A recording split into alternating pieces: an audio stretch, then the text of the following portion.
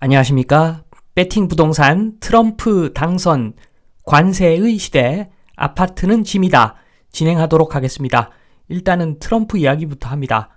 사실상 저는 트럼프가 당선이 거의 확실시되고 있다고 저는 봅니다.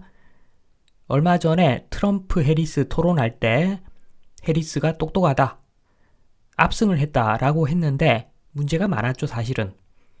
사실은 경기를 뛰는데 1대1 경기를 뛰는데 심판들이 전부 다 한쪽 편만 들었다. 문제가 많았습니다. 정말 편파적이었죠. 팩트체크는 트럼프에게만 적용을 했었죠. 충분히 트럼프가 화가 날 만한 상황이었고 그 이후에 시간이 지나가면서 상황이 많이 바뀌었죠. 언젠가는 진실은 드러나게 되어 있습니다. 그래서 해리스는 어디서 이야기를 할 때마다 속된 말로 똥볼을 계속 차왔죠. 어떤 현안에 대해서 질문을 하면 나는 알 수 없고 알지도 못한다. 책임 회피성 발언만 하고 그리고 동문서답하면서 쉬운 대답만 하는 거죠. 나는 중산층에서 태어난 그런 사람이다. 요 이야기를 몇 번을 했는지 모릅니다. 그래서 지금 거의 뽀록이 났다. 속된 말로 밑바닥이 다 드러났다. 별 능력 있는 사람이 결코 아니다. 거의 드러나고 있죠.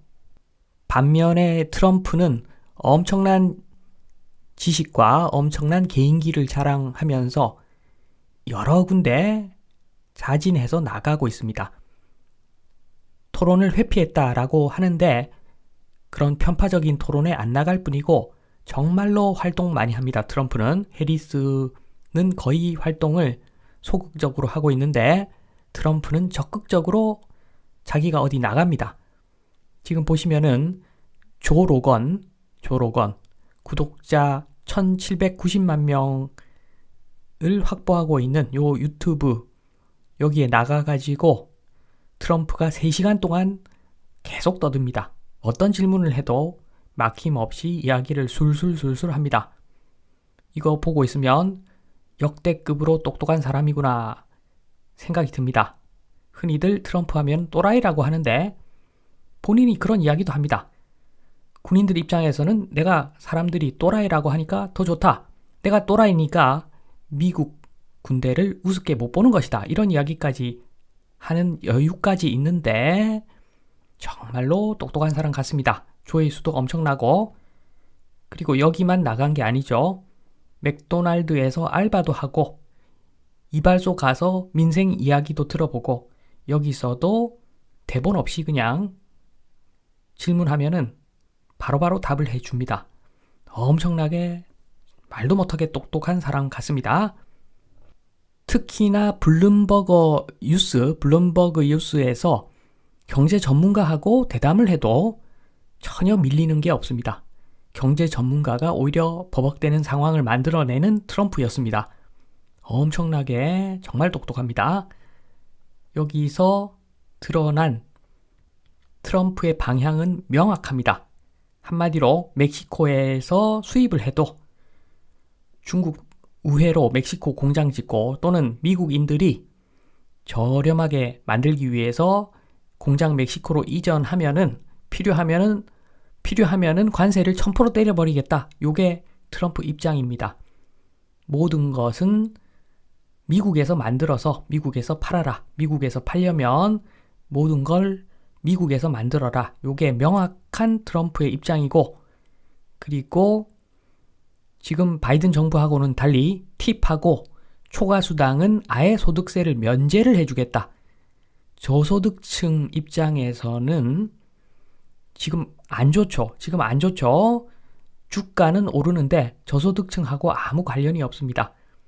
물가가 너무 올라가지고 지금 소득이 좀 올라도 실질 소득은 많이 줄어있는 상황이기 때문에 흔히들 아는 바와는 달리 지금 미국 저소득층은 불만이 엄청납니다. 중산층 이하는 다 불만이 엄청나다고 보시면 됩니다. 그래서 지금 트럼프는 어떻게 보면은 미국의 평균적인 사람들을 굉장히 아끼는 그런 대통령 후보라고 저는 봅니다.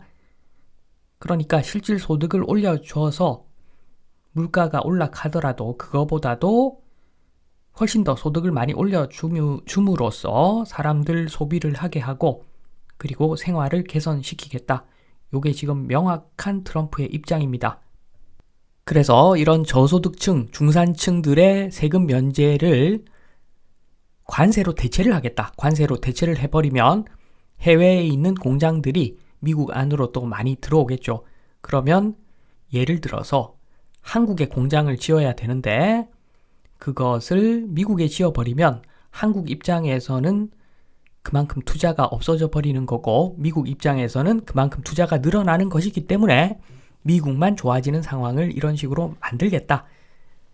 그래서 지금 상황에서는 아마 미국이 앞으로 이런 시대가 될 것 같습니다. 트럼프 계획대로 성공한다면 이런 모습이 아마 될 겁니다. 거인과 난장이들의 시대가 다시 오는 겁니다. 거인과 난장이들의 시대가 다시 오겠죠. 지금 사진은 2차 대전 당시 1940년 정도 될 겁니다. 그때의 뉴욕입니다. 지금 21세기 남대문 시장보다는 훨씬 좋아 보입니다. 독보적이었죠. 거인과 난장이들의 시대였습니다. 요걸 다시 만들겠다는 것이 트럼프의 목표죠. 중국의 상위 0.001% 부자보다도 미국의 하층민이 더 부유한 그런 나라를 만들겠다. 미국 국민들을 위한 정책을 펴겠다. 요게 트럼프가 바라는 모습 같습니다. 요렇게 되면은 높은 급여 수준은 아마 계속 유지가 될 겁니다. 그럼에도 불구하고 높은 경제 성장률도 유지가 되겠죠. 물론 높은 경제 성장률보다도 급여 상승하는 수준이 더 클 겁니다. 그래야지 미국 중하층민들이 살아가기 좋은 세상이 오겠죠. 요걸 가능하게 하는 것이 관세고 그 관세 때문에 세계의 공장들이 미국으로 이전을 하게 되는 결과가 나올 겁니다. 이런 상황에서 저금리 기대하면 안 되죠. 그러면 중요한 것은 한국인데 지금 한국은 어떤가? 한마디로 저금리 기대하지 마시는 것이 좋을 것 같습니다. 그런데 이게 저금리 기대 마시는 것이 좋은데 이게 최악의 상황이라는 거죠. 뭐냐 하면은 대한민국 수출만이 희망인데 어렵게 됐죠. 지금 용인, 평택 이런데 공장 이제 그만 지어야 됩니다. 이런 상황에서 물건 팔아먹으려면 미국에 집중 투자를 할 수밖에 없고 그 이야기는 한국에서 한반도에서 일어날 과실이 미국 대륙에서 일어나게 될 것 같다. 초저성장의 시대가 올 겁니다. 한반도만 봤을 때 초저성장 시대, 초저금리가 정상인데 그런데 그렇다고 무작정 초저금리도 안 될 겁니다. 성장이 없으면 금리라도 낮아야 되는데 투자가 열린 시대죠. 모든 여윳돈이 미국으로 쫙 빨려 들어갈 것 같습니다. 벌써 많이 빨려 들어갔죠. 아마도 트럼프 당선이 거의 확실하고 트럼프가 원하는 대로 앞으로 경제를 이끌어 간다면 그러면은 정말 한국 아파트는 짐이 될 확률이 굉장히 높습니다. 예전하고는 다르죠. 예전하고는 다릅니다.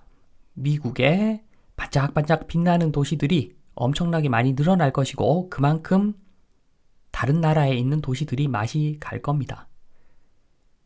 한국도 예외는 아니죠. 사실은 한국 아파트가 너무 많죠. 별로 경쟁력이 없습니다. 경쟁력 그렇게 큰 도시는 아니죠. 관광을 누가 서울로 잘 오려고 하겠습니까? 그래서 아파트는 짐이 될 수 있다. 부채 땡겨서 아파트 샀으면 아파트는 거의 짐이 된다고 봅니다. 그리고 더 걱정되는 것은 트럼프 생각대로 경제 부흥이 안 된다. 라고 할 때 더 걱정됩니다. 그렇게 만약에 미국에서조차도 위기가 오고 경제가 실패해서 자산이 반쪽알이 난다. 미국 자산이 반쪽알이 난다면 한국은 까딱하다가 10분의 1 조가리가 날 수도 있습니다. 그래서 지금 시기는 투자를 하려면 미국 쪽으로 하는 것이 맞아 보이고 좀 몸을 사린다고 하면은 현금을 확보하는 것이 맞아 보입니다. 그래서 부채 조금이라도 있으면 아파트는 정리를 해라. 지금 부채 있으면서 아파트 들고 있으면 그거 거의 틀림없이 짐이 될 시기가 지금 오고 있다 말씀드리면서 이만 마치도록 하겠습니다. 감사합니다.